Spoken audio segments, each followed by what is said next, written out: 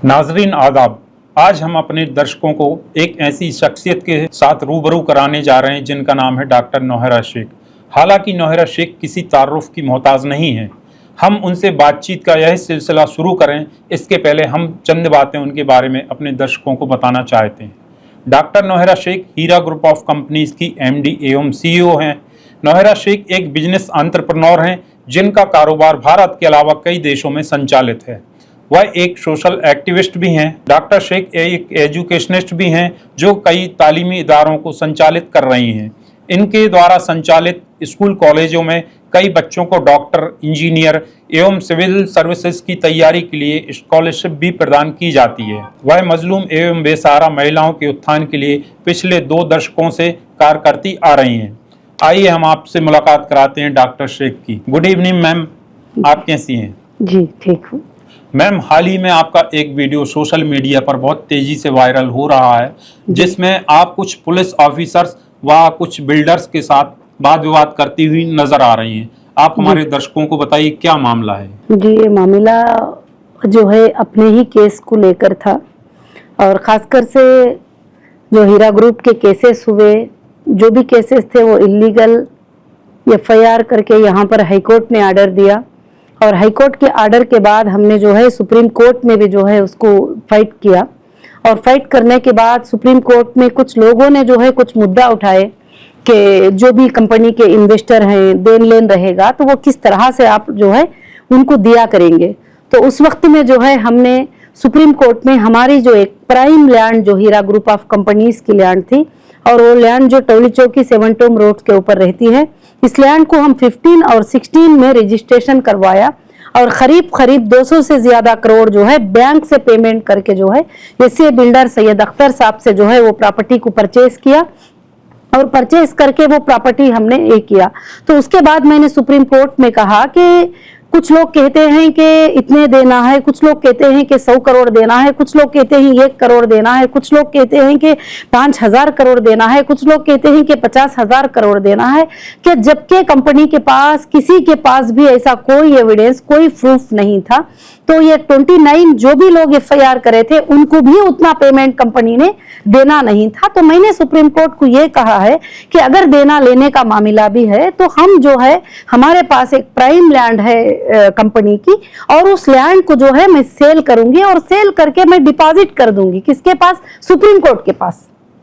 और मैं उसके बाद जो है कि लैंड के जो भी पेमेंट आएंगे तो मैं जिसको भी लेना देना है, मेरा अंडर मेरे फैमिली है, जितना भी हीरा ग्रुप है आज भी मैं उनको मेरी फैमिली मानती हूँ, पहले भी मानती थी, आज भी मानती हूँ। तो मैंने कहा कि अगर उनको देना है तो मैं तो किसी बैंक को कर्जा नहीं हूँ, किसी आम इंसान को कर्जा नहीं हूँ, तो ये सेल करके जो है देंगे। तो उसके बाद जो है वहां पर कुछ लोगों ने, एक 10 नवाबों ने जो है आकर कहा कि ये लैंड जो है ये डिग्री मिली हुई है और ये डिग्री के ऊपर है ये लैंड वगैरह वगैरह। तो सुप्रीम कोर्ट में 6 महीनों तक उस लैंड के ऊपर डिस्कशन रहा और वकीलां खड़े रहे और आर्ग्यूमेंट चलता रहा और आर्ग्यूमेंट चलता जैसे रहा तो सुप्रीम कोर्ट ने जो है आर्डर दिया, आखिर में डिमार्केशन करने का आर्डर दिया। उस पर डिमार्केशन किया तो डिमार्केशन में डिक्लेयर किया गया कि लैंड डिग्री वालों की कितनी है, किसकी कितनी है, कुछ भी हो, हीरा ग्रुप की जो लैंड है वो 33,000 स्क्वायर यार्ड लैंड जो है हीरा ग्रुप की है। उसके बाद जज साहब ने जो है उसको सेल कर लेने का हमें परमिशन दे दिए। लैंड हमारे पोजीशन में थी, सब कुछ भी था। उसके बाद यहाँ पर जो है कुछ लोग उसके पीछे जो हड़पना चाहते थे, पहले से हीरा ग्रुप के ऊपर जो केसेस कराए उनका मतलब ये नहीं था कि लोगों को इंसाफ दिला दे, लोगों को पेमेंट दिला दे, लोगों को ये कर दे। उनका मकसद ये था कि हीरा ग्रुप के इतने सौओं के हजारों करोड़ के प्रॉपर्टियों को हड़प लें और किसी ना किसी तरह से हड़प लें।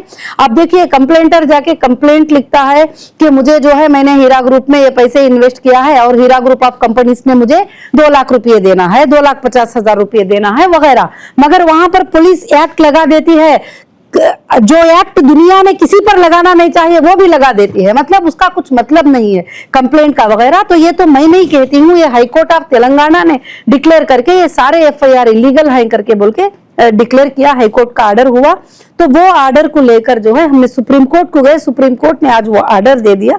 देने के बाद में जब मैं हमारी लैंड के ऊपर वहां पर मैं जाती हूँ तो वो लैंड के ऊपर जो है वहां पर मैं कॉल करती हूँ, 100 को पुलिस को कॉल करती हूँ कि यहाँ पर जो है मेरी लैंड के ऊपर ईडी के अटैचमेंट में है लैंड, इन्फोर्समेंट ऑफ डायरेक्टरेट नहीं है, 34,000 स्क्वायर यार्ड को भी अटैचमेंट किया है, 2019 में अटैच किया है। और अटैचमेंट जब किया था तो जो है कि कोई वहां पर बिल्डिंग नहीं थी, कुछ भी नहीं था, कुछ नहीं था।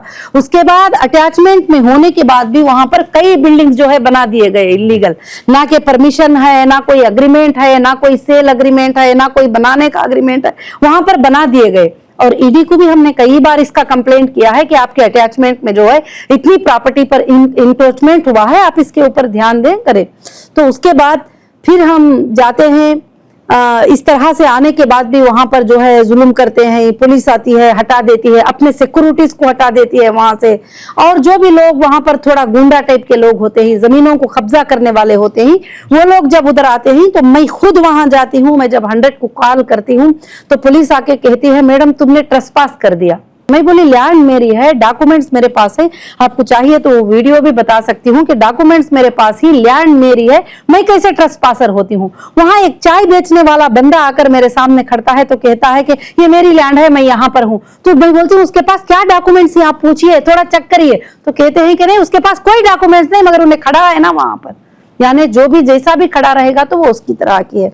तो ऐसी चीजें जो है काफी चीजें चल रहे थे। फिर उसके बाद वहां पर पुलिस आकर कहती है कि आप लोग नहीं आएंगे क्योंकि ईडी के अटैचमेंट में है, जबकि सुप्रीम कोर्ट ने पूरा ऑर्डर कर दिया, जज साहब ने पूरा ऑर्डर कर दिया उसके लिए, सेल के लिए कि सेल करें। सबसे पहला मसला जो है इन्वेस्टर का है, तो वहां पर सुप्रीम कोर्ट का मुद्दा भी, हमारा मुद्दा भी क्लियर है कि पहले हमारी फैमिली को, हमारे मेंबर को, हीरा ग्रुप के मेंबर को जो है कि पेमेंट क्लियर हो जाए। और पूरा हीरा ग्रुप जानता है कि सिर्फ एक प्रॉपर्टी अगर वो सेल हो जाएगी तो सब लोगों के मसले, जिनके भी देन लेन के मसले हैं, वो टोटल के टोटल मसले जो है इंशाल्लाह क्लियर हो जाएंगे अल्लाह के फजलो करम से। तो यहाँ पर मुद्दा बहुत अच्छे से समझ में आता है कि ये लोगों ने जो ये प्रोपेगेंडा किया था, ये जो बदनामियां किए थे, इन प्रॉपर्टियों की वजह से किए थे, ये पैसों को हड़पने की वजह से किए थे, इलीगल हमारे चीजों को लेने की वजह से किए थे। तो ये सुप्रीम कोर्ट का ये करते हैं। तो आज जो है कुछ पुलिस डिपार्टमेंट को भी हाथ में लेकर, उनको मिला लेकर जो है हाई कोर्ट ऑफ तेलंगाना में मैं जाती हूँ और मैं कहती हूँ कि इतनी मेरी प्रॉपर्टी है, as per supreme court order जो है, डिमार्केशन हुई मेरी ऑर्डर है, ये प्रॉपर्टी है। तो हाई कोर्ट जब ऑर्डर देती है इसके अंदर, तो हाई कोर्ट में सब रिस्पोंडेंट होते हैं। हाई कोर्ट जो है कि यहाँ पर क्लियरली मेंशन करके कहती है कि 33,000 स्क्वायर यार्ड जो लैंड है, ये पीसफुल पोजीशन में जब है, इनके लोग जिसके अंदर हैं, तो इसमें कोई भी जो है इन्वॉल्व नहीं हो सकते, पुलिस तो सिविल मैटर में इन्वॉल्व नहीं हो सकती। ये ऑर्डर देने के बाद भी, ये ऑर्डर का कंटेम्प्ट करते हुए पुलिस वहां पर आके कहती है कि तुम नहीं बैठ सकते, यहाँ पर तुम नहीं रह सकते। मैं कहती हूँ कि सर आप क्यों आए हैं यहाँ पर? तो कहते हैं कि ईडी के सर ने हमें फोन किया। तो जब मैंने वहां पर फोन करके सर को बात किया कि जो ईडी का अटैचमेंट है, मगर पोजीशन तो हमारे पोजीशन में है और सेल करने के लिए, बायर को बताने के लिए कुछ भी नहीं है, तो नहीं, बोलते हैं मैडम आप वहां से चले जाओ। तो इस पर अब जरूर से जरूर बात होगी। और ये जो कंटेम्प्ट कर रहे हैं हाई कोर्ट के ऑर्डर्स का, सुप्रीम कोर्ट के ऑर्डर्स का, ये कोर्ट्स देख रहे हैं। अगर सुप्रीम कोर्ट के ऑर्डर को, हाई कोर्ट के ऑर्डर को अगर कोई हिंदुस्तान में मानता नहीं है, इंडिया में मानता नहीं है, तो फिर किसी की भी बस की बात नहीं चलेगी। और आज हम कोर्ट के ऊपर भरोसा करके, इंडियन कॉन्स्टिट्यूशन पे भरोसा करके मैं लीगल के लिए फाइट करती आ रही हूँ और अभी भी करती रहूंगी इंशाल्लाह। मैम जो ये जमीन है 33,000 स्क्वायर यार्ड जो लगभग 6.8 एकड़ के आसपास होती है, कि ईडी का अटैचमेंट होते हुए पुलिस एवं ईडी के संरक्षण में है, फिर भी लोग अवैध तरीके से इस पर ट्रेस पास कर रहे हैं, तो इसमें किसकी रिस्पॉन्सिबिलिटी बनती है कि अपनी आपकी इस जमीन को संरक्षण दे? जी देखो, रिस्पॉन्सिबिलिटी तो जो गुंडागिरी के लोग होते हैं उन पर रिस्पॉन्सिबिलिटी की बात नहीं है। यहाँ पर जब मेन ओनर्स जाते हैं तो उनको हटाने में एजेंसीज आ जाते हैं, जो मेन ओनर लीगल पेपर लेकर वहां पर पहुंचते हैं और सुप्रीम कोर्ट का ऑर्डर हाथ में लेकर पहुंचते हैं, हाई कोर्ट का ऑर्डर हाथ में लेकर पहुंचते हैं, तो वो लोग हमें हटा देते हैं और बोलते हैं कि नहीं नहीं तुम यहाँ नहीं आ सकते, क्योंकि कमिटेड है सब लोग, मिले जुले हैं सब लोग अंदर बैठकर मिल बांट कर खाने वाले लोग हैं। क्यों करके बोले तो जब वहां पर सुप्रीम कोर्ट के ऑर्डर्स का, हाई कोर्ट के ऑर्डर्स को माना नहीं जाता है तो फिर कोई मतलब ही नहीं रहता है। खासकर से मैम जैसा सुनने में आया है कि ईडी ने कहा कि सुप्रीम कोर्ट के ऑर्डर को नहीं मानते, तो ऐसा क्या हकीकत है ये बात? देखो, रिस्पांसिबिलिटी उन्होंने कुछ नोटिसें दिए हैं और वो नोटिसों में लिखा है कि जो है हम जो हाई कोर्ट ऑफ तेलंगाना के आर्डर जो है हमारे लिए हम मानेंगे नहीं उसके लिए। और मैं कहती हूं कि सुप्रीम कोर्ट के आर्डर्स हैं सर हमारे पास। सुप्रीम कोर्ट ने क्लियरली कह दिया है कि अब हीरा ग्रुप का कोई भी केस होगा तो वो सिर्फ एसएफआई वो एक एजेंसी देखेगी, क्योंकि हमारा रिट पिटिशन सुप्रीम कोर्ट में ये था कि जब एक कंपनी को इस तरह से अलग अलग तरीके से सताया जाए तो क्या कर सकते हैं, एक कंपनी को अलग अलग तरीके से बुलाया जाए तो क्या कर सकते हैं। कोई भी एक एजेंसी हो वो एक एजेंसी देखेगी तो ठीक रहेगी। सुप्रीम कोर्ट ने भी कह दिया कि अभी इंडिया में, पूरे इंडिया में डिफरेंट केसेस रहो, डिफरेंट चीजें रहे तो सिर्फ एसएफआई वो देखेगी। और ये बात सुप्रीम कोर्ट ने क्लियरली मेंशन करके कह दिया गया।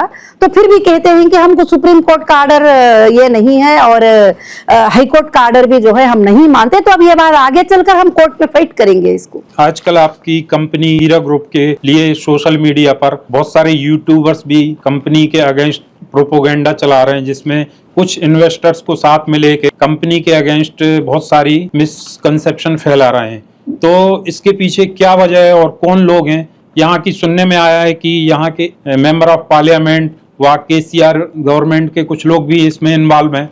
क्या ये बात सच है? जी, ये बात सच है और ये पूरे दुनिया को पता है कि जब मुझे 2018 में अरेस्ट किया गया तो सारे जितने भी एफआईआर थे वो एफआईआर एमआईएम के जो नेता असदुद्दीन ओवैसी साहब है उनके ऊपर, जब मैंने 2012 में, जब मैं पॉलिटिशियन भी नहीं थी, ना मुझे पॉलिटिकल मालूम था, ना पॉलिटिक्स में जाना चाहती थी, 2012 में जो एफआईआर किए उसमें क्लियर सीट मिलने के बाद 100 करोड़ का मैंने मानहानि केस लगाया और हमारा पिटीशन अलाउ हुआ। और पिटीशन अलाउ होता है 2018 7वां महीने में। वहां से ये 10-15 यूट्यूबर को बुलाकर एक प्लान कर लेते हैं और प्लान कर लेके बार बार कंपनी के बारे में नेगेटिव बातें बोलना, यहाँ तक कि पर्सनल लाइफ के बारे में गलत सलत बोलना, बिजनेस के बारे में गलत सलत बोलना, जो 10-15 यूट्यूबर्स को जो है बिठा के रखे हैं कि वो जब भी वक्तन बवक्तन जो है इस तरह की चीजें करते रहते हैं। और खासकर से, और आपने जो है सच्ची बात कहा कि लोगों से पैसे भी कलेक्ट करते हैं कि हम तुमको पैसे दिला देंगे। मैं उन सारे मेरे हीरा ग्रुप के फैमिली से ये गुजारिश करना चाहती हूँ कि हाँ, तुम्हें कोई भी पैसे नहीं दिला सकते जब तक कि हीरा ग्रुप ऑफ कंपनीज आपको पैसे नहीं देना चाहती। और जब तक कि कंपनी नहीं देगी हम तुमको पैसे दिला देंगे, हमारे पास आ जाओ, 1000 रुपए पे कर दो, हमारा ये एसोसिएशन है, हमारा वो एसोसिएशन है, वो एसोसिएशन है। तो ये सारे लोग जो है पैसे कमाने का हीरा ग्रुप को एक जरिया बना लिए। अब अल्लाह की भी एक आजमाइश थी कि जब मैं तकलीफ में थी तो इस वक्त इनको जो है बहुत ज्यादा मौका मिल गया।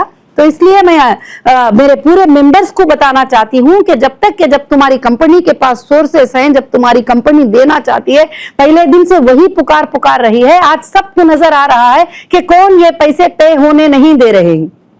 सुप्रीम कोर्ट में जो पैसे क्लियर होना है ये कौन होने नहीं दे रही। जब बायर बैंक को ले जाकर वहां पर खड़ा करके मैं ये पेमेंट देने के लिए रेडी हूं, सब कुछ करने के बावजूद भी जो प्रॉपर्टी इन्वेस्टर के लिए फाइनल हो गई उस प्रॉपर्टी के पास जाके हंगामे करना, वहां पर जो सिक्योरिटी खड़ी थी उसके ऊपर हंगामे करना, सुप्रीम कोर्ट के आर्डर्स का परवाह नहीं करना, ये सब कुछ जो कर रहे हैं ये वही लोग कर रहे हैं जो पहले से हीरा ग्रुप को और हीरा ग्रुप के प्रॉपर्टियों को हड़पने का प्लान बना के रख लिए थे कि किस पॉलिटिशियन को कितनी प्रॉपर्टी है, किस एमएलए को कितनी प्रॉपर्टी है, किस एमपी को कितने पैसे हैं। हीरा ग्रुप की सीईओ एक औरत है, उसको अंदर तो डाल दिए। तो यहां तक कि ईडी के अटैचमेंट में रहने के बावजूद मेरे प्रॉपर्टीज दूसरों के नाम से रजिस्टर हो चुके हैं, टोटली रजिस्टर हो चुके हैं। फेक डॉक्यूमेंट्स बना के, गलत डॉक्यूमेंट्स बना के कब्जे कर लिए, रजिस्टर कर लिए। यहां तक कि जितने भी किए हैं तो यही वही एरिया के लोग किए हैं, कहीं और नहीं, बाकी जगह पर कहीं पर भी ऐसा नहीं हुआ।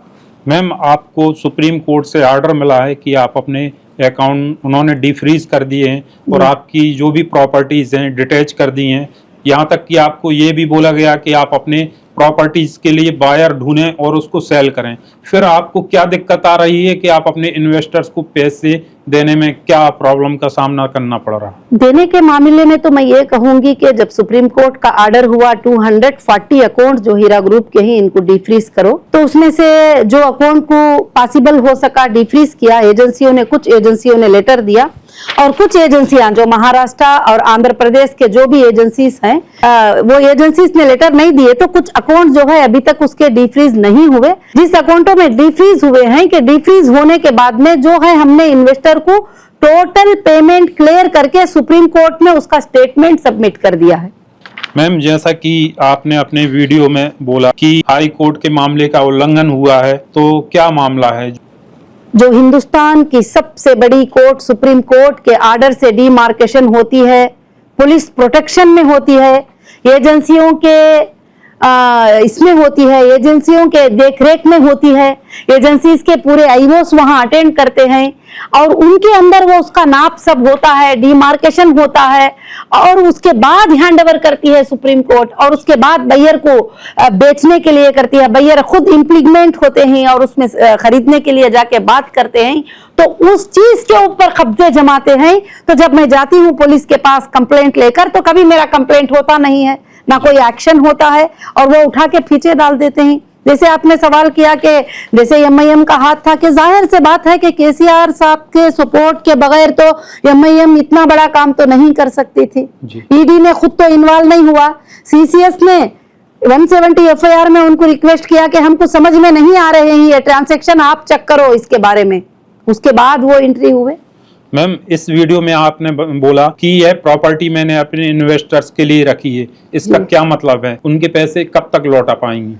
आपको मैं ये बात सच बताऊं, मेरे इन्वेस्टर के लिए प्रॉपर्टी नहीं, मेरा जान भी देने के लिए तैयार, मैं हमेशा के लिए तैयार हूं। प्रॉपर्टी मेरे लिए बहुत ही छोटी चीज है और प्रॉपर्टियां पूरे भी मेरे लिए बहुत छोटी चीज है। अब यहाँ पर कहां पर इन्वेस्टर फंसे हुए हैं, कहां पर कंपनी को नुकसान हो रहा है, कहां पर कि एजेंसी ने प्रॉपर्टीज को अटैच करके रख लिया है।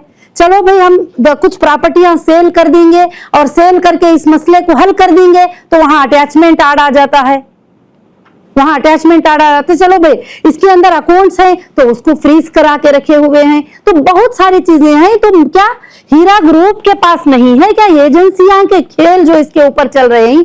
जो पॉलिटिशियन पीछे से पावर यूज कर, एक ही पॉलिटिशियन है जो पावर यूज कर रहे हैं, जो इतने लाख मुसलमानों की बर्बादी करने के लिए इतने लाख मुसलमानों को जो रुला रहे हैं।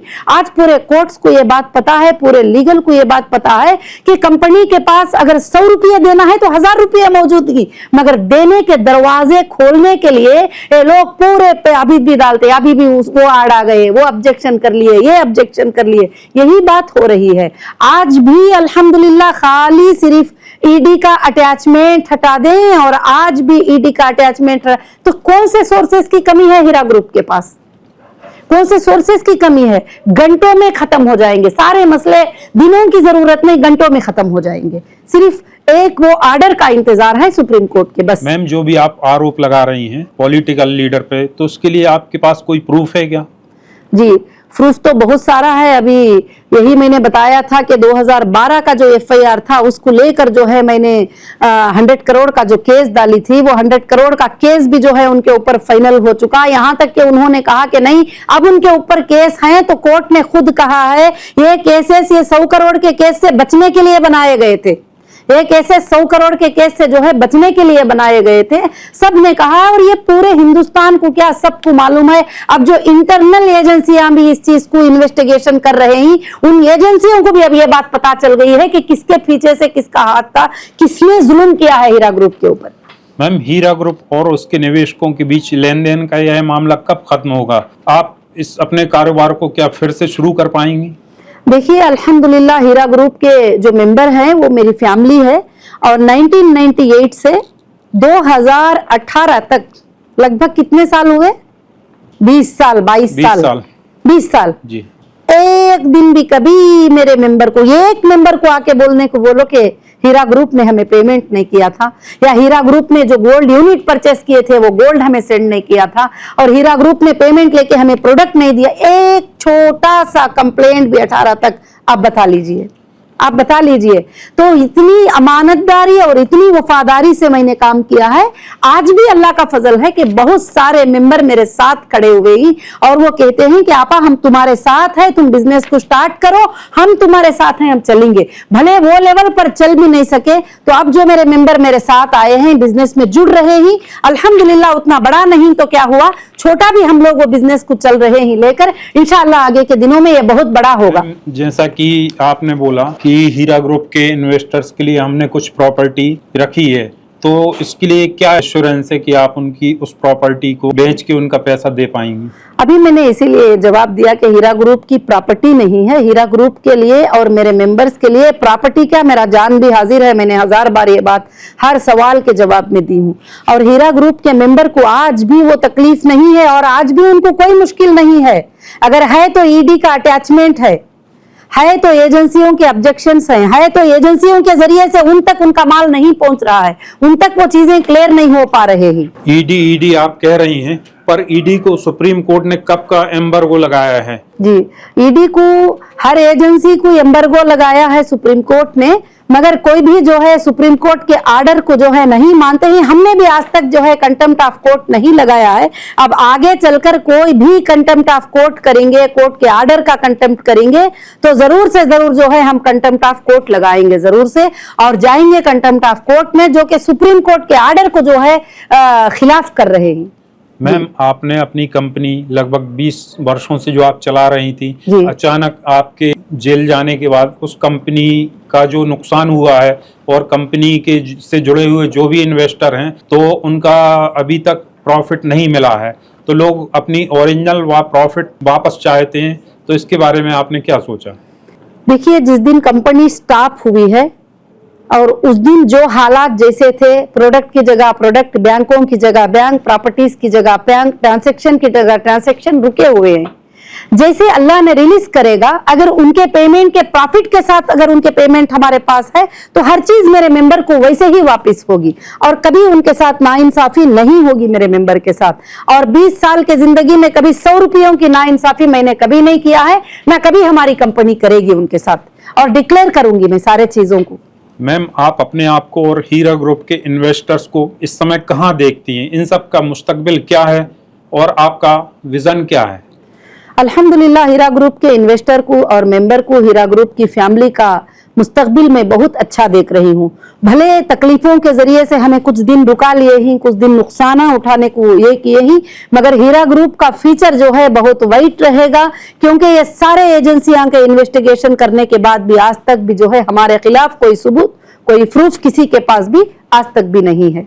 जी मैम, अभी आपने कोई नई स्कीम वगैरह चालू की है जिसमें हीरा ग्रुप के जो भी इन्वेस्टर्स हैं उसको अपने फिर से इन्वेस्टमेंट अगर करना चाह रहे हैं, तो इसके लिए कौन सी स्कीम वगैरह? हमारा जो पहले की तरह, जैसे as per supreme court order, जो हमारे साथ रहना चाहते हैं मेंबर, जो इन्वेस्टर हमारे साथ बिजनेस करना चाहते हैं और उनके साथ जुड़कर आप बिजनेस करिए, और जो जाना चाहते हैं उनको भेज दीजिए। तो कुछ लोग जो है SFIO के पास, कुछ लोग हमारे पास सेटलमेंट कर लिए हैं। जो लोग मेरे साथ मेंबर हैं, मैं उनको रखकर हमारा गोल्ड का बिजनेस अल्लाह के फजलो करम से रनिंग है। इंशाअल्लाह मैं अल्लाह से उम्मीद करती हूँ पहले की तरह और उससे अच्छे अंदाज में इंशाअल्लाह चलेगा। और नए प्रोजेक्ट्स भी हीरा ग्रुप ऑफ कंपनीज लॉन्च कर रही है, इंशाअल्लाह वो प्रोजेक्ट्स भी लॉन्च होंगे और हमारे मेंबर्स को हमेशा इसके अंदर अल्लाह रब्बुल आलमीन बरकतें रखेंगे। जो ऐसे कॉलोनी में आपकी प्रॉपर्टी है, वो सुनने में आया है कि आपने जिस समय उसको खरीदी थी, वर्तमान में उससे कई गुना उसकी वैल्यू है, तो उस प्रॉपर्टी के पीछे जो भी अवैध रूप से उस पे ऑक्यूपाई करने के लिए लोग कर रहे हैं, तो इसके पीछे मेन कौन है? लगभग वहां की जो प्रॉपर्टी है, जिसका पूरा वैल्यू अल्हम्दुलिल्लाह अल्लाह के फजल से करीब जो है 1200 से 1500 करोड़ रुपयों की प्रॉपर्टी है वो, अगर नॉर्मली सेल भी कर देंगे तो। क्योंकि कुछ लोगों ने बुलाकर मुझे सवाल भी किया कि सुप्रीम कोर्ट ने किसी ने बैंक में ये नहीं था तो वो जमा कर दिए, कुछ लोगों ने कहा, तो मैंने कहा कि किसने भी जमा किया मगर किसी फेक चीज पर नहीं जमा किया, किसी फ्रॉड चीज पे नहीं, वहां पर मेरी लैंड है ओरिजिनल और उस पर जमा किया है। एक बायर नहीं तो दूसरा बायर परचेस कर लेगा, और तुम अटैचमेंट को हटाओ, रजिस्ट्रेशन करने का परमिशन दो, और सिर्फ जो है 3 दिन में इंशाअल्लाह सब चीजें क्लियर हो जाएंगी अल्लाह के फजल से, क्योंकि वो चीज मेन में है, बहुत अच्छे से बिकेगी, क्योंकि सवों के करोड़ जो है हम वो देकर वो प्रॉपर्टी को परचेस किए हुए हैं। और उसमें जो है टाइटल डीड, सुप्रीम कोर्ट ने देखा है कि हमारे cell title deed, total ISIS और ये सब जो है हमारे नाम से है। टोटल ईसी, टाइटल डीड और tax receipt, GHMC receipt total के टोटल हमारे नाम से है। अब जाकर हम पूछते हैं कि वहां जो इलीगल कंस्ट्रक्शन हुआ है वो किसके नाम पर हुआ, किस बुनियाद के ऊपर हुआ, तो बोलते हैं पता नहीं है। तो अब हम इंशाल्लाह पूरे एजेंसी है उसको जो है हम इसकी खबर भी भेजे हैं और इंशाल्लाह हम अप्रोच हो जाएंगे हर जगह भी और सबको जवाब देना पड़ेगा इस चीज का। एक वीडियो में आया है कि कोई बाहर की टीम आई थी जिससे आप मशवरा कर रही हैं, तो कौन टीम थी जिसके साथ आप डिस्कशन कर रहे हैं? अभी जो है अल्लाह के फजलो करम से जो है हमने सेंट्रल में भी जो है काफी एजेंसीज को दिया है और मैं चाहती हूँ कि जो कॉन्स्पिरेंसी हुई थी, ये स्कैम नहीं हुआ, स्कैम करके इल्जाम लगाया गया, जबकि चलती हुई कंपनी, रनिंग शॉपिंग मॉल, और जिस दिन मुझे अरेस्ट किए गए थे उस दिन आप देखेंगे तो ऑनलाइन के ऊपर मेरे 2600 बिल हुए थे। कोई भागने वालों के उतने बिल थोड़ी होते हैं, ना कोई ऑफिस बंद थी, ना कोई रेंट पे थे, ना कोई भी चीज थी। आज सबको मालूम हो रहा है कि इस कॉन्स्पिरेंसी के पीछे कौन कौन थे, एक एक का रिकॉर्ड निकल रहा है। यूट्यूब पे कौन बदनाम किए, कौन गलत से बोले, उस प्रॉपर्टी के ऊपर आज कौन बैठे हुए हैं। आप सबको मालूम है कि अफिया प्लाजा हमारा पहला शोरूम था, उस पर जो है फौरन एमआईएम के जो दोनों भाइयों का बड़ा बैनर लग जाता है और कब्जा हो जाता है और वहां हमारे स्टाफ को जाने नहीं देते ही। आज वो खाली पड़ा हुआ है, वैसे ही बंद पड़ा हुआ है। और इसी तरह से जो है हर चीज जो उसके चेकअप करने के बाद जो है हर चीज भी जो है बिल्कुल से बिल्कुल पूरा बाहर निकल रहा है। कौन किसके पीछे थे, एफआईआर कराने वालों के पीछे कौन थे, एफआईआर कराने के लिए कौन बहकाया था, और एफआईआर में मैटर क्या लिखे थे और पुलिस ने एक्ट कौन सा लगाया, और सिविल एक्ट में अरेस्ट करके 800 किलोमीटर, 1200 किलोमीटर, 1500 किलोमीटर क्यों लेकर गए थे कस्टडियों में, जब कंपनी एक थी, सीईओ एक थी, सारा एक था, तो इतने बार हरास करके इतने दिन इसको डिले करने की क्या जरूरत थी? क्योंकि इलेक्शन करीब आ रहा था, उसके लिए जो है ये सब काम हुए हैं, वो सारे लोगों को पता है ये बात। डॉक्टर शेख, इसके पहले आपके जो कुछ रेंटेड प्रॉपर्टी थी उसमें भी सुनने में आया है कोई बंदला गणेश हैं, उन्होंने आपकी प्रॉपर्टी पर कब्जा कर लिया है, तो क्या हकीकत क्या है इस मामले में? हकीकत यह है कि कब्जा नहीं किया है, मैं तो कब्जा नहीं कहूंगी, कि उसको हमने एक एग्रीमेंट दिया था 21 में रेंट के ऊपर, और रेंट के ऊपर जब हमारी जो है 5 लाख रुपीस की बात हुई थी पर मंथ रेंट के लिए, बंगला है वो बहुत बड़ा बंगला है, 4 फ्लोर का है, पर फ्लोर में से का 4 फ्लोर का है, तो उन्होंने 2 फ्लोर बस है मुझे करके बोल के रेंट को लिए थे।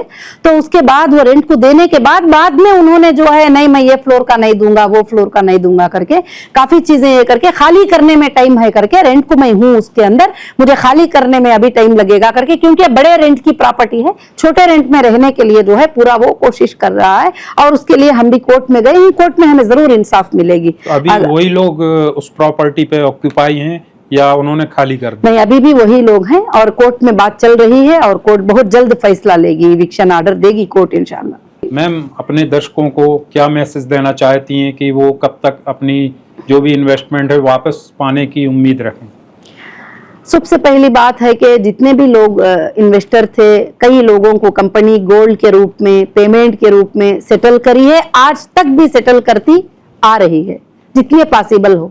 अब जिन लोगों ने कंप्लेंट के तौर पर एसएफआईओ के पास गए हैं, अब जो लोग जो है ये नहीं है, तो ये जैसे हमारे मामलात हो जाएंगे इंशाल्लाह उनका भी सबका भी क्लियर हो जाएगा। और हमारे मेंबर्स के लिए हमेशा मेरी सबसे पहली दुआ रहेगी और सबसे पहली कोशिश रहेगी कि मेरी फैमिली सबसे पहले आसानी पा जाए, और मैं सबसे पहले उनके लिए खड़ी होने वाली हूँ। और काफी लोग बोल रहे थे कि नहीं ये चाहते नहीं है ऐसा हो जाए, ये चाहते नहीं है। मैंने कहा है बहुत पिछले मेरे वीडियोस में मैंने बताया है कि कौन है जो इस मसले को जल्दी से जल्दी हल कर दे, जिसके हाथ में मसला है, तो मैं तैयार हूँ, आ जाइए आप आ जाइए, आप आ जाइए जल्दी जल्दी, मैं जहां साइन करना कर दूंगी। आप मेरे मेंबर को आसानी कर दीजिए जो मेरे कंपनी के साथ जुड़े हुए, क्योंकि हीरा ग्रुप मेरी अकेली से आगे नहीं बढ़ा है, हीरा ग्रुप मेरे लाखों मेंबर के साथ आगे बढ़ा है। आज भी वो मेरे साथ खड़े हैं, जो 29 एफआईआर थे वो नहीं है, और जो लाखों लोग मेरे पीछे खड़े हैं, आज भी खड़े हैं और कहते हैं कि आप हम तुम्हारे साथ हैं, आज भी बिजनेस में मेरे साथ हैं वो लोग, आज भी कहते हैं कि हम बिजनेस में तुम्हारे साथ हैं इंशाल्लाह। तो मैं वो तमाम मेंबर्स को लेकर एक बार और भी बड़ी ऊंचाइयों के ऊपर इंशाअल्लाह हीरा ग्रुप जाएगा। भले एक तकलीफ तो आती है, जैसे बहुत सारे लोगों ने कहा कि अभी हालात में ये हालित हो गया, आपने बिजनेस स्टार्ट कर दिया, ऐसे कैसे होगा।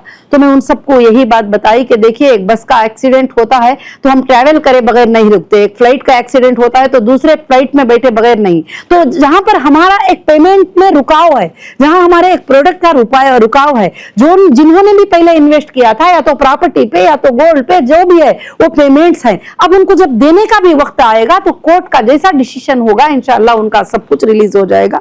ऐसा करके हमारी इतनी बड़ी कंपनी जो है, जो हमारे पुराने मेंबर हैं, उनको साथ लेकर ये कंपनी इंशाअल्लाह बिजनेस करेगी और आगे बढ़ेगी अच्छे तरीके से। अल्लाह की जात से मैं उम्मीद करती हूँ कि इंशाअल्लाह ये बहुत ज्यादा ऊंचाई के ऊपर जाएगी। ऐसे कॉलोनी के अलावा और भी कोई अन्य प्रॉपर्टी है जिस पर लोग अपनी नजर रखे हुए हैं या उस पर कब्जा करने की कोशिश कर रहे हैं? और जो है, एक जुबली हिल में हमारा घर था जो ईडी के अटैचमेंट में था, और ईडी के अटैचमेंट में जुबली हिल में हमारा घर था। और घर था तो नॉर्मली घर में हमारे फैमिली मेंबर ही रहते थे और कोई दूसरे रेंट पे भी नहीं रहते थे। मेरे अरेस्ट के बाद जो है वॉचमैन को मारा गया और घर के लोगों को बाहर निकाला गया। और उसके बाद जो है, मैं रिलीज होने के 3 दिन के बाद उस घर के ऊपर मैं विजिट करती हूँ तो एक डीजीपी ख्वाजा मुहिद्दीन करके उसके अंदर बैठे हुए हैं और 4-5 लोग बैठे हुए हैं, डोर नहीं ओपन कर रहे थे। मैंने 100 को कॉल किया उस वक्त में, मुझे नहीं पता था कि अंदर कौन है, तो 100 को कॉल किया। तो जाने के बाद में बोले हाथ पैर पकड़ के, मैडम अब हमारी इज्जत मत निकालो, आप मीडिया के सामने मत जाओ, मैडम हम कुछ नहीं, हम चले जाएंगे, हम ऐसे ही बैठे थे, हम ऐसे ही रुके थे, हमको फलाने ऑफिसर साहब ने कहा है थोड़े दिन रुकने के लिए, फलाने ऑफिसर। मैंने कहा कि वैसे ही है। तो फिर कुछ दिनों के बाद देखती हूँ कि ईडी के अटैचमेंट में होने के बाद वो प्रॉपर्टी रजिस्टर हो जाती है, उनके नाम से रजिस्टर हो जाती है, वो प्रॉपर्टी रजिस्टर हो जाती है, करंट की बिल चेंज हो जाती है, सब कुछ हो जाती है। उसके बाद मैं कोर्ट में जाकर, कोर्ट में जो है उसको सिविल कोर्ट में जाके मैंने स्टे लेकर आया है। और इतना बड़ा जुल्म हो रहा है, ये इन सबको ये नजर नहीं आ रहा है। आज भी हमेशा ये बोलते रहते हैं हीरा ग्रुप है, हीरा ग्रुप की नौहीरा शेख ने ये कर दिया वो कर दिया। आज तक भी मैंने कभी कुछ नहीं किया, इसीलिए यहाँ हिम्मत से आप सबके सामने ये बात बोल पा रही हूँ। अगर मुझे कुछ करना होता तो मैं यहाँ बैठकर नहीं बोल पाती थी, खासकर से जी। तो वो प्रॉपर्टी भी अभी वो नहीं, वो प्रॉपर्टी पे वही लोग बैठे हुए हैं। मैंने ईडी को कई बार कंप्लेंट दिया है, आपके अटैचमेंट में देखो, नहीं कभी नहीं, ना कोई एग्रीमेंट, ओरिजिनल डॉक्यूमेंट्स हमारे पास, पोजीशन हमारे पास, सब कुछ हमारे पास है, मगर रजिस्टर भी हो गया। मैं ईडी को कंप्लेंट भी दी हूँ कि देखो इस तरह से तुम्हारे अटैचमेंट बोर्ड लगाने के बाद ये घर कैसे रजिस्टर होता है, यानी कमिटेड, पूरे के पूरे मिली भगी कमिटेड। अब इनके ऊपर जरूर इन्वेस्टिगेशन होगा, बड़ा तेज इन्वेस्टिगेशन होगा, इसके पीछे कौन कौन थे, कौन कौन सपोर्ट किया है इन चीजों को, सब बाहर निकल। चोर बहुत दिन नहीं छुप पाएगा, चोरी बहुत दिन तक नहीं छुपेगी, गलती बहुत दिन तक नहीं छुपेगी, जरूर चोरियां पूरे बाहर पड़ेंगी, हक भी बाहर आ जाएगा, हम क्या चाहते हैं करके इंशाअल्लाह। और मेरे पूरे मेंबर, लाखों के मेंबर मेरे साथ ही, उनको लेकर मेरी कंपनी आसमानों पे उड़ेगी अल्लाह के फजलो करम से, मुझे अल्लाह की जात से उम्मीद है इंशाअल्लाह। मैम, अपने इन्वेस्टर्स को आप कब तक का समय देना चाह रही हैं कि आप कब तक वेट? समय मेरा कुछ भी नहीं है, जैसे कंपनीज के अटैचमेंट्स हट जाएंगे, प्रॉपर्टीज का अटैचमेंट जो मैंने सुप्रीम कोर्ट में रखा है, उस प्रॉपर्टी के ऊपर से अटैचमेंट और ट्रांसफर का परमिशन मिल जाएगा, उसी दिन मेरे इन्वेस्टर के सारे प्रॉब्लम क्लियर हो जाएंगे और मेरे इन्वेस्टर और मेरे मेंबर, मेरे जो भी देन लेन है, सबके प्रॉब्लम अल्लाह के फजल से क्लियर हो जाएंगे। जब भी मैं उनके साथ हूँ, अब भी मैं उनके साथ हूँ, हमेशा मैं उनके साथ रहूंगी मेरे मेंबर के साथ। तो अपने मॉल्स वगैरह मैडम कब तक ओपन हो जाएंगे? जो मॉल्स तो माशाअल्लाह ओपन ही अल्लाह के फजल से चल रहे हैं, अल्हम्दुलिल्लाह रब्बिल आलमीन। और अल्लाह के फजल से हीरा ग्रुप के जो बिजनेस हैं वो माशाअल्लाह उतने ऊंचे पैमाने पे नहीं तो क्या हुआ, जो पैमाने पे चलना है वो पैमाने पर अल्लाह के फजल से चल रहे हैं, कोशिश कर रहे हैं कि हम आगे बढ़े अल्लाह के फजल से जी। मैडम, आपकी पूरी बात सुनने के बाद यह समझ में आया है कि MIM लीडर असदुद्दीन ओवैसी जी व उनके कुछ लोग पुलिस डिपार्टमेंट, ईडी, प्रशासन की मिली भगत से एक प्रोपोगेंडा के तहत आपकी और हीरा ग्रुप की छवि को खराब करने में शामिल हैं। यह बात भी आपके इन्वेस्टर्स को बहुत कंफ्यूज कर रही है कि आपकी प्रॉपर्टी पर सुप्रीम कोर्ट के आदेश व ईडी के अटैचमेंट के बावजूद भी कुछ बिल्डर्स अनाधिकृत रूप से घुसकर उस पर निर्माण कार्य कर रहे हैं। क्या पुलिस व ईडी आपकी संपत्ति को प्रोटेक्शन नहीं दे पा रही है? क्या हमारे मुल्क में इंसाफ नहीं है? क्या जंगल राज चल रहा है? इंडिया में भी नहीं कहूंगी और पूरे तेलंगाना में भी जंगल राज मैं नहीं कहूंगी। जहां एमआईएम की हुकूमत है वहां जंगल राज मैं कह सकती हूँ। और क्योंकि आपको मालूम है कि ये पूरी ट्रांसपेरेंसी के पीछे सबसे पहला जो एफआईआर था सीधा असदुद्दीन ओवैसी साहब का था, जो सबसे पहला एफआईआर उन्होंने किया। अब पुलिस उसके ऊपर बिल्डर इन्वेस्टमेंट कर रहे हैं कि ये प्रॉपर्टी हमें मिल जाएगी तो हम पुलिस का इन्वेस्टमेंट कर लेंगे, खर्चों को पैसे दे देंगे। आपको पता है कि जैसे मेरा अरेस्ट होता था, फ्लाइट के टिकट आ जाते थे बैठने के लिए, मुझे लेके चले जाते थे फ्लाइट में और 5 स्टार होटलों में आके रुकते थे पुलिस। एफआईआर कितने का होता था? 1.5 लाख का। मुझे ले जाने फ्लाइट में खर्च, पुलिस पे खर्च कितना होता था? कितने लाखों का आप सोचिए जरा। तो इस पर कैसे इन्वेस्ट किया जाता था? और ये बिल्डरों के ऊपर क्या है, ये बिल्डर्स पैसा इन्वेस्ट करते थे और ये बिल्डर्स कहते थे कि कैसे भी करो उसको अंदर रखो, हम ये जमीन पे एक बिल्डिंग बना लेंगे, लोगों से पैसे ले लेंगे, हम ये जमीन पे बिल्डिंग बना लेंगे। मगर तारीख गवाह है, नूह अलैहिस्सलाम के जमाने से लेकर आज तक गवाह है कि जो लोग गलत के ऊपर होते हैं उनको ऐसा मुंह का मार खाना पड़ेगा और ये गलत तरीके से हड़पने वाले चीजें पूरे एक दिन ऐसे खत्म हो जाएंगे कि अल्लाह ताला क्या करेगा कि सच को एक दिन सामने लेकर आ जाएगा। आज पूरे एजेंसी को पता चल गया है कि इसके पीछे किसका हाथ था। सारे एजेंसीज को पता चल गया है, कोर्ट्स को पता चल गया है कि इसके पीछे किसका हाथ था। कोई भाई पार्लियामेंट में खड़ के एमआईएम के एमपी बोलते हैं 50,000 करोड़ का स्कैम है डॉक्टर नौहिरा शेख ने कर दिया है। तुम्हारे पास 50 रुपयों का प्रूफ नहीं है आप तक। 50,000 करोड़ तो छोड़िए, आज तक 50 रुपयों का प्रूफ नहीं है। कहां बोल रहे हैं? पार्लियामेंट में बोलने के लिए कलीजा होना चाहिए, झूठ, बगैर दलील के, बगैर प्रूफ के पार्लियामेंट में खड़के बोलते हैं, जबकि नोटेड है हर उर्फ। कौन सी पार्टी ने बोली है वो बात बताइए? कोई पार्टी ने इंडिया की नहीं बोली, सिर्फ एमआईएम के नेता ने जो है वहां पर खड़ कर ये बात बोले। आज लैंड जो कब्जा हुई है कहां पर हुई है? उनके एरिया में हुई है, उनके जगह में हुई है, उनके प्लेस में हुई है। और वो बिल्डर और वो पार्टी दो भी कनेक्टेड ही। बिल्डर पैसे इन्वेस्ट कर रहे हैं, पुलिस के ऊपर भी इन्वेस्ट कर रहे हैं, पुलिस भी जो है कमिट हो गई है पूरी टोटल। मैं वहां पर जाती हूँ, सर मेरे नाम पर पेपर है सर, जीएचएमसी की रिसीट है सर। सर है तो हाँ हाँ है मैडम है, अगर आ जाओ तुम, आ जाओ बाहर, तुम आ जाओ, तुम नहीं रह सकते वहां। सर मेरे पास सुप्रीम कोर्ट का ऑर्डर है सर, मेरे पास हाई कोर्ट का ऑर्डर है सर, सुप्रीम कोर्ट में मैं इतने दिन जाकर लड़कर जो है ये ऑर्डर लूं। हाँ वो सुप्रीम कोर्ट का ऑर्डर में हमारा नाम लिखा है क्या? नहीं ना। सुप्रीम कोर्ट के ऑर्डर में हमारा नाम लिखा है क्या? नहीं ना। निकल के बाहर आओ तुम्हें। तो इस तरह से जुल्म कर रहे हैं, इस तरह से जुल्म हो रहा है। इन्हों ये समझ रहे हैं कि हम सिर्फ इस गली के अंदर इसके अंदर राज चला लेंगे, मगर ये बात पूरे हिंदुस्तान में वायरल होगी। पूरा हिंदुस्तान देखेगा एक दिन ये नाइंसाफी। मैं रहूं या ना रहूं, मेरी इंसाफ की आवाज पूरे देश में पहुंचेगी एक दिन। और आज तुम एक नाइंसाफी को दबाने के लिए कोशिश कर रहे हो कि आप पूछ रहे हो कि पुलिस की मिली भगत नहीं है। तो क्या आपको मालूम है कि सिविल केस हुआ था मेरे ऊपर? क्या मुझे अरेस्ट कर सकते थे? क्या मुझे नोटिस दिए थे? क्या तुमने 2 लाख देना था? क्या मुझे नोटिस आई थी? बिल्कुल नोटिस नहीं। Same day F I R, same day arrest warrant, same day arrest, same day arrest जी। मुझे पूछना चाहिए था नोटिस देकर कि तुम क्या ये 2,50,000 देती हो क्या नहीं देती हो? बंजारा हिल्स रोड नंबर 10 में 1,20,000 एसएफटी की office, own office Heera group of companies के नेम के ऊपर। तुम्हारे तेलंगाना के अंदर 50 प्रॉपर्टीज 2,50,000 कंपनी नहीं देगी जी। तुम उठाकर साइनिंग अथॉरिटी को करते हो 2 लाख रुपया में, दिल्ली को फ्लाइटों में आके फ्लाइटों में लेके आ जाते हो मुझे पूरा भी तुम। तो पुलिस के इन्वॉल्वमेंट के बगैर एक सब होता है? पुलिस क्या, कमिश्नर, बड़े बड़े ऊपर पॉलिटिशियन पूरे कमिट होके ये काम किए, क्योंकि मामला छोटा नहीं था ना। इतना पूरा हड़प लेना, डिपॉजिटर एक्ट लगा दिए, वो एक्ट लगा दिए तो तेलंगाना बेच सकती है, ये बेच सकती है। अल्लाह का फजल है, मेरा हिंदुस्तान, मेरे इंडियन कॉन्स्टिट्यूशन पे भरोसा है मुझे कि उसने मुझे इंसाफ दिया। मैं अंदर भी कहती थी लोगों को कि मुझे भरोसा है मेरे हिंदुस्तान के लॉ के ऊपर, बगैर एविडेंस के कोई भी जीत नहीं सकता, भले वो कितना बड़ा नेता क्यों ना हो। आज वही हुआ है। मैडम, क्या इस कॉन्स्पिरेंसी के पीछे 1 या 2 नाम हैं?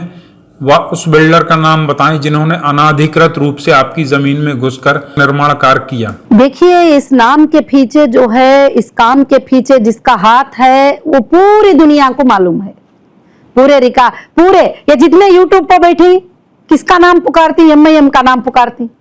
एमआईएम जिंदाबाद, नौहिरा शेख मुर्दाबाद। और दूसरी बात जो है, जितने भी है वो तुम्हें मालूम है।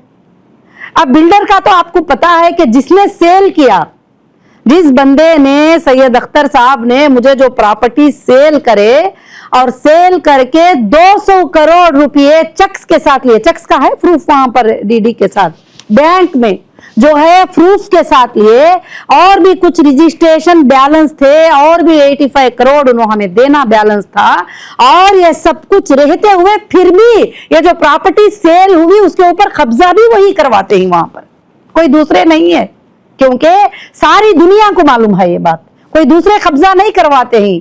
कुछ वहां पर स्पोर्ट्स ग्राउंड का नाम लेकर, कुछ होटल का नाम लेकर, कुछ सेट वहां पर डाल के वही पैसे भी खाते ही, एक औरत को अंदर भी कराते ही, वही कब्जा भी करने के लिए नेता के सपोर्ट भी ले लेते ही, गवर्नमेंट के सपोर्ट भी ले लेते ही, पुलिस पे पैसे भी खर्च करते हैं, सारे यही लोग करते हैं और सबको पता है ये बात, सबको पता है। और 10 नवाब भी आके खड़ जाते हैं एक अनकंटेस्टेड डिग्री लेकर, जबकि उसमें ना मुझे नोटिस है, सब बोलते हैं कि एक अनकंटेस्टेड डिग्री है और ये डिग्री में जो है उनका नाम है। डिग्री में क्या है, 17 एकड़ 30 गुंटास है, बाकी की 18 एकड़ हमारी है ना, 8 एकड़ जो है वो हमारी है, उसको सुप्रीम कोर्ट ने डिक्लेयर कर दिया। सुप्रीम कोर्ट डिक्लेयर करने के बाद भी उस बात को भी नहीं मानते हैं। और कौन होते हैं बताओ? ऐसे बिल्डर से जो आपने प्रॉपर्टी खरीदी जी, थी? टोटल प्रॉपर्टी पे हमारा अग्रीमेंट हुआ था, और जो प्रॉपर्टी मेरी काफी बाकी थी रजिस्ट्रेशन होना, वो पैसे भी उनके पास बैंक में वैसे ही बैलेंस थे, और उसी तरह से जो है बाकी की प्रॉपर्टीज जो है वो हमको रजिस्टर करके दिए थे, और काफी प्रॉपर्टीज जो है हमको रजिस्टर होना बैलेंस था, मगर जो रजिस्टर हो गई वो भी कब्जा करने की पूरी कोशिश कर रहे हैं। उन्होंने कोई लोन भी लिया था आपसे, हीरा ग्रुप से? लोन नहीं लिया था, प्रॉपर्टी देने के लिए और डेवलपमेंट के लिए जो पेमेंट लिया था वो पेमेंट हमको रिटर्न करना है, वो अभी बाकी है। जी, वो मैंने ईडी को भी लेटर में दिया है, 85 CR जो है हमारा बैलेंस है पैसा करके। तो अभी जो ऐसे कॉलोनी की जो प्रॉपर्टी है पूरी अभी ईडी के अटैचमेंट में और आपके पोजीशन में है क्या? हमारे पोजीशन में है, पूरी प्रॉपर्टी हमारे पोजीशन में है। जब हम वहां जाते हैं तो वहां पुलिस आ जाती है, मैं बोलती हूँ कि क्यों आए, तो बोलते 100 ने कॉल किया। मैं बोली मैं तो अकेली आई हूँ, मेरे साथ कोई भी नहीं है, मेरे साथ 2-3 लेडीज जो 4-5 लोग रहते हैं वही रहते हैं। तो नहीं, यहाँ पर लॉ एंड ऑर्डर का प्रॉब्लम होगा, तो अगर कोई मेरे घर में आ गया, अगर कोई मेरे घर में घुसकर आ गया या वहां पर बैठ गया, तो क्या मैं जाकर वहां से नहीं हटाऊं, लॉ एंड ऑर्डर प्रॉब्लम हो जाएगा करके घर की ओनर को बाहर निकाल दोगे? इस तरह से किया है। आपकी इस बात से ये साबित हो रहा है कि सारा शासन प्रशासन और पुलिस की मिली भगत से ये काम हो रहा है। पुलिस मिली हुई है, MIM के नेता मिले हुए हैं और बिल्डर मिले हुए हैं। पैसा इन्वेस्टमेंट करने के लिए बिल्डर हैं और वो करने के लिए, और यहाँ तक कि मेरे अरेस्ट के पीछे भी उनका ही हाथ है सब कुछ भी, क्योंकि मुझे नहीं मालूम था ना उतना सब कुछ, नॉर्मली बिजनेस कर लेती थी, मुझे कुछ ज्यादा नहीं मालूम थे ये बातें, ऐसा होगा, लीगल ये प्रॉब्लम होगा, अरेस्ट कर लेंगे, और मैं कभी सोच भी नहीं सकती थी ना। इतने चीजों को हड़पने के लिए उन्होंने जो है ये सब कुछ प्लान कर दिया, और मेरी फैमिली को भी किसी को भी लीगल उतना नॉलेज नहीं था, बहुत सीधे सादी जिंदगी गुजारने वाले लोग थे, तो उन्होंने इतना सब कुछ करने वाला, मगर अल्लाह बहुत बड़ा है, अल्लाह की मदद से मैं जो है कामयाब हुई हूँ। सुनने में आया है कि ऐसे कॉलोनी विवाद में जब आप गई थी तो आपके साथ कुछ महिला मेंबर्स भी थी, पुलिस ने उनके साथ भी बदसलूकी करके उन्हें भी वहां से निकाल दिया। एक महिला होने के नाते इस घटना को आप किस प्रकार देखती हैं, जबकि आप महिला सशक्तिकरण के लिए काम करती आ रही हैं? आप वीडियो में आप सुन सकती हैं कि वीडियो में मैंने ऑफिसर्स को बात किया है, मैंने पूरे डॉक्यूमेंट शो किया है, मैं सब कुछ भी शो किया है। वहां आकर जो है पूरे जमा हो जाना और बदतमीजी से बाहर निकालना, और बदतमीजी मतलब अच्छे से बुलाकर जो है चले जाओ करके बोलना, हमारे घर में आकर बाहर निकालने की इजाजत उनको किसने दिया है? मैडम, जहां तक कि आपके बारे में पता चला है कि आप एक शालीन व शांत स्वभाव की महिला हैं, लेकिन आप वहां अकेली महिला होते हुए पुलिस ऑफिसर्स व कुछ बिल्डर्स के साथ गुस्से में नजर आ रही हैं। ऐसा क्या मामला हुआ था, आप हमारे दर्शकों को बताएं। गुस्से की वजह ये थी कि हम चाहते हैं कि हमारे लोगों का मामला क्लियर हो जाए। बैयर पेमेंट करने को रेडी है, और वहां पर सुप्रीम कोर्ट में आर्ग्यूमेंट हो चुका है, और सुप्रीम कोर्ट ने कह दिया है अगर अब पुलिस चाबी ले जाकर अपने पास रखती है, बैयर को वहां आने नहीं देती है, तो कौन सा बैयर होगा जो पैसे ट्रांसफर करेगा? आप बताइए। सच बात। गेट नहीं खोलने देंगे तो कौन सा बैयर होगा कि वहां पर पैसे ट्रांसफर करेगा? कौन सा होगा? अरे बैयर भी नहीं तो बैंक पैसे दे देगी, कौन देगी? जबकि वहां तुम एंट्री करने नहीं दे रहे हो, ये पूरा खेल खिला रहे ही, क्योंकि वो पेमेंट जैसे क्रेडिट हो जाएगा मसले सब खत्म हो जाएंगे ना, कि लोग चाहते नहीं है कि मेरे लोग आसान हो जाए। 2018 के बाद ऐसे कॉलोनी में जो भी आपकी प्रॉपर्टी उसको छोड़कर सबसे जी। ज्यादा कंस्ट्रक्शन हुए हैं, जी मतलब वही एरिया खाली है जो आपके पोजीशन में है, जी। अदरवाइज सबसे ज्यादा बिल्डिंग अपार्टमेंट बन जो गए। मेरे आने के बाद में कई इलीगल बिल्डिंग मेरी लैंड पे बना दिए। जो खाली लैंड थी उसको मैंने प्रोटेक्ट किया, बाद में डिमार्केशन करवाया, बाद में मैंने सुप्रीम कोर्ट में उसको सबमिट करवाया। इंशाअल्लाह एक एक बिलिस्ट लैंड भी ली जाएगी। आपको पता है ना, नयोडा में 2 बहुत बड़े बिल्डिंग बनाए गए थे इलीगल, टूट गए ना 2 सेकंड में, 2 सेकंड में टूट गए। तो ये कोई बड़ी बात नहीं है, सब टूटेंगे, सब चीजें टूटेंगे इंशाअल्लाह। मेरा गुस्सा होने का मतलब ही यही था कि यहाँ पर जुल्म हो रहा है, अन्याय हो रहा है, सुप्रीम कोर्ट हाई कोर्ट के आर्डर का उल्लंघन हो रहा है। यहाँ पर मुझे जो है ऑफिसर बोलती हैं कि नहीं ये आर्डर में हमारा नाम कहाँ है, बताओ। आप अपने इन्वेस्टर्स से क्या सपोर्ट चाहती हैं? बस मैं मेरे इन्वेस्टर मेंबर हीरा ग्रुप के जितने भी ट्रेडर्स हैं, मैं उन सब से यही सपोर्ट चाहूंगी कि वो अल्लाह से दुआ करें और ऐसे जालिमों के जुल्म से हमारी कंपनी को अल्लाह ताला बचाए और ऐसे जालिमों के जुल्म से बचाए रखे और हमारी कंपनी के जो मुश्किलें ही अल्लाह ताला जल्द से जल्द हल कर दे और ये तुम अच्छे से समझ जाओ कि इसके पीछे कौन ही। बस इतनी ही मेरी गुजारिश है। मेरा कभी इरादा नहीं था कि ना तुम्हें नुकसान पहुंचाने का, ना पहुंचाने के लिए। आज भी रात और दिन मेरी दुआ है कि आपके घरों में बेहिसाब बरकतें आ जाए, बेहिसाब बरकतें आ जाए और मेरा काम हल हो जाए और मिनटों में मैं आपके घरों तक आपकी बरकतों को पहुंचा दूं। यही मेरी दुआ है बस अल्लाह से, और आप सब भी वो दुआ करें और मेरे साथ रहें बस इंशाअल्लाह। आप एक महिला हैं और अपने ही मुस्लिम भाई बहनों की वजह से आप तकलीफ में आ गई। आपके जो मेंबर्स कोर्ट में केस किए हैं जिनकी वजह से आपको आपकी कंपनी को नुकसान उठाना पड़ा, अपने कोर्ट में इस एफआईआर के माध्यम से कितना पैसा जमा किया, वह कितने लोगों को कोर्ट के माध्यम से अब तक पेमेंट हुआ? सुनने में आया कि एसएफआईओ की चार्जशीट में किसी व्यक्ति को कुछ करोड़ रुपए दिए जा रहे हैं जबकि वह कंपनी का मेंबर भी नहीं है। इस तरह की बहुत सारी बातें उस चार्जशीट में हैं। एसएफआईओ की इस चार्जशीट के बारे में कुछ रोशनी डालिए। नहीं, अभी तक एसएफआईओ के तरफ से किसी को भी जो है पेमेंट नहीं गया है और अभी तक सुप्रीम कोर्ट के आर्डर का वेट कर रहे हैं। और जो बाकी रही बात 29 एफआईआर्स की, वो एक बोनाफाइड था बताना सुप्रीम कोर्ट को कि ये हम जो है पे करने के काबिल हैं, हम कोर्ट्स को पे करेंगे। हमने कोर्ट्स में डीडीज जमा किया, अब कोर्ट्स की मर्जी जो भी है वो ये करे।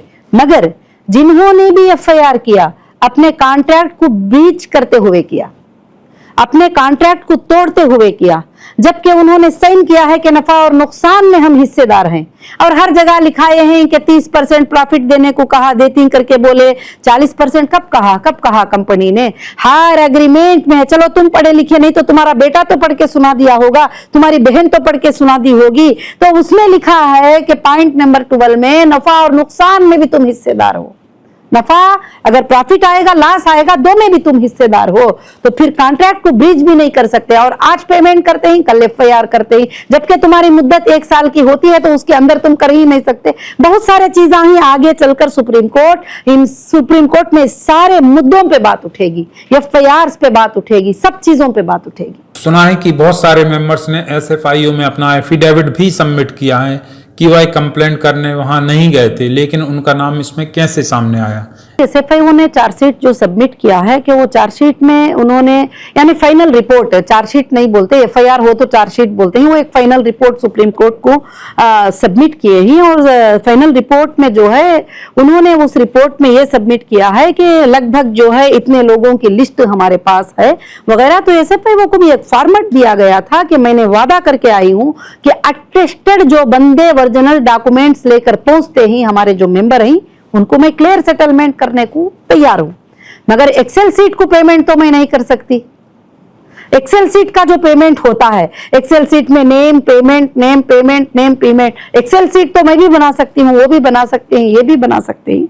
जब वेरिफिकेशन के थ्रू वो परफेक्ट मेंबर है तो उसको हम पेमेंट करेंगे करके मैंने ये कहा है। तो इसलिए अब नेक्स्ट जो है हम लीगल वही मांगेंगे सुप्रीम कोर्ट से कि जो भी सबमिट हुआ है, क्या ये लोग एसएफआईओ में अटेंड हुए थे, क्या इन्होंने वाकई कंप्लेंट किया है? क्योंकि आपको भी मालूम है हमारे ऑफिसेस पे कई लोग आके कहते हैं हम एसएफआईओ में गए ही नहीं, हमारा नाम क्यों आ गया एसएफआईओ में, हम कहीं भी जाके कंप्लेंट नहीं किए, हमको क्यों बीच में फंसा दिए हैं, हमको क्यों बीच में रोक दिए हैं। तो अब हमें भी नहीं पता ना। तो जब वो हमें सबमिट करेंगे उनका कंप्लेंट, उनका साइन के साथ, दस्तखत के साथ वो रिकॉर्ड हमारे पास सबमिट करेंगे, तो जब हम उन्होंने गए ही नहीं करके हमें मालूम होगा। मेन मुद्दा तो यही है कि काफी लोग आज भी, कल भी फोन करके बोलते हैं कि हम नहीं गए एसएफआईओ के पास, हमने नहीं गए, हमारा नाम आया कैसे लिस्ट में, आके ऑफिस में लड़ते हैं। तो हम उसका कैसे जवाब दे पाएंगे? और जब वो गए ही क्या नहीं गए ही, वो उनके रिकॉर्ड से पता चलेगा और वो हम मांगेंगे आगे चलकर इंशाल्लाह। बहुत सारे लोगों ने सबमिट किया है एफिडेविट कि हम गए नहीं है, हमारा नाम क्यों आया है,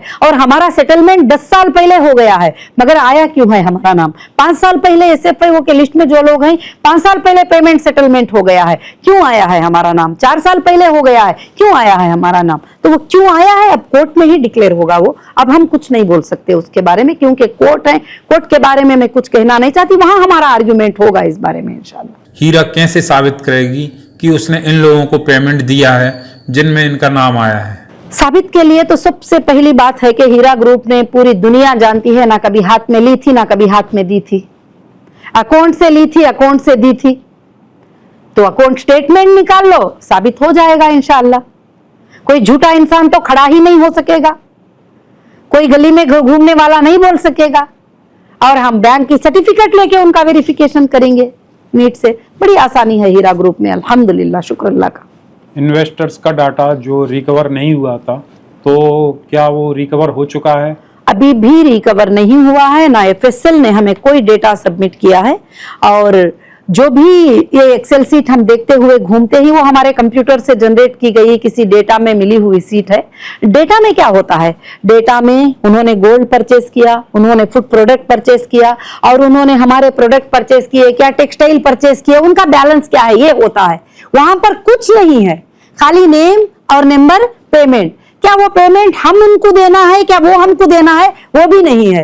क्या उनके अकाउंट से हमको आया है, क्या हमारे अकाउंट से उनको गया है, वो भी उसमें नहीं है। वैसे एक सीट वायरल हो रही है, वायरल होने दो, इसको हम चैलेंज करेंगे सुप्रीम कोर्ट में इंशाल्लाह। एक आखिरी सवाल, आप देश की उन गिनी चुनी मुस्लिम महिलाओं में से एक हैं जिन्होंने हिजाब में रहकर भी सूद फ्री कारोबार करके एक मल्टीनेशनल कंपनी खड़ी की, तथा महिला सशक्तिकरण का आप एक चेहरा भी हैं। वह उन महिलाओं के लिए एक आइडियल पर्सन भी हैं जो बिजनेस के क्षेत्र में अपनी कंपनी खड़ी करना चाहती हैं, वह कर रही हैं। महिला होने के बावजूद भी कुछ यूट्यूबर्स आपकी व हीरा ग्रुप की छवि को लगातार बदनाम करने की कोशिश कर रहे हैं। उन यूट्यूबर्स को आप क्या कहना चाहेंगी? इसलिए नहीं कि वह आपके खिलाफ बहुत गलत सलत बोलते हैं। मैम अल्हम्दुलिल्लाह, भली बात तो मैं ये कहना चाहूंगी, जिसके भी बहकावे में आकर वो मंथली सैलरी लेकर गलत सलत बातें जो बोलकर अपने लोगों को पैनिक बनाते हुए, अपने मेंबर को साथ में लेकर उन्होंने अपने जिंदगी का जीने का जो जरिया बना ले ही, वो एक अच्छी सी बिजनेस करके, एक तिजारत करके आराम से जी सकते हैं। और उनके पैसे, इनके पैसे 500 1000 कलेक्ट करके वकील को देना है। कोई यूट्यूबर बोल रहा है कि वकील को पैसे देना है, सब 500 दो, सब 1000 दो। अगर तुम्हारे अकाउंट एक दिन निकाल लेंगे एजेंसियां तो फंस जाओगे पूरे के पूरे। इसलिए अच्छा है कि मजदूरी करके 10,000 कमाकर आराम से जी लिया करो, मेरी यही नसीहत रहेगी। और किसी को भला और बुरा बोलने से किसी की इज्जत में फर्क नहीं आता। अल्लाह रब्बुल आलमीन इज्जत देने वाले, जिल्लत देने वाले ही। मैं हमेशा यकीन रखती हूँ, वो तो इज्जु मन तशा व तो जिल्लु मन तशा पर जो भी बोलते जाते हैं, अल्लाह मेरे रुतबे को, मेरी इज्जत को बढ़ाता चले जाता है अल्लाह के फजल से। कई बार नीलांचल टेक्नोक्रेट का नाम सामने आया है, इसके बारे में बताएं। नीलांचल टेक्नोक्रेट जो है वो कंपनी हमारे खरीदने से 2 लोगों से पहले वो लैंड में कुछ हिस्से में उनकी एक कंपनी थी, उनसे ऐसे बिल्डर ने लैंड परचेस किया था। हमें कुछ लेना देना नहीं है, हमें कुछ मालूम भी नहीं है वो कौन है। क्योंकि बड़ा अफसोस होता है कि हजारों लोगों को रोजगार देने वाली व लाखों परिवारों को मुनाफा कमा कर देने वाली एक कंपनी, जिसमें आपने इतनी जद्दोजहद करके एक बिजनेस एम्पायर खड़ा करती हैं, और कुछ लोगों की वजह से कंपनी मुश्किल में पड़ जाती है। हम आखिर में यही उम्मीद करेंगे कि आपकी जद्दोजहद व अपने मेंबर्स के सपोर्ट से जो इतनी बड़ी कंपनी खड़ी की थी, वह फिर से अपने उरूज पर पहुंचे व तिजारत के क्षेत्र में काम करने वाली महिलाओं के लिए आप एक मिसाल बने। हीरा ग्रुप सच्चाई पे है, आसमानों पे जरूर उड़ेगा। ये कोई कहो ना कहे, जरूर ऊंचाई पे जाएगा इंशाल्लाह। अल्लाह की जात से हमारी यही उम्मीद है। अस्सलाम वालेकुम। आपने बड़ी ही बेबाकी से हमारे सवालों का जवाब दिया। उम्मीद है कि आप जल्द से जल्द अपने निवेशकों का इन्वेस्टमेंट लौटाएंगी और आगे भी कंपनी अपने मेंबर्स की उम्मीदों पर खरा उतरेगी। अपने कीमती समय से समय निकालने के लिए बहुत शुक्रिया।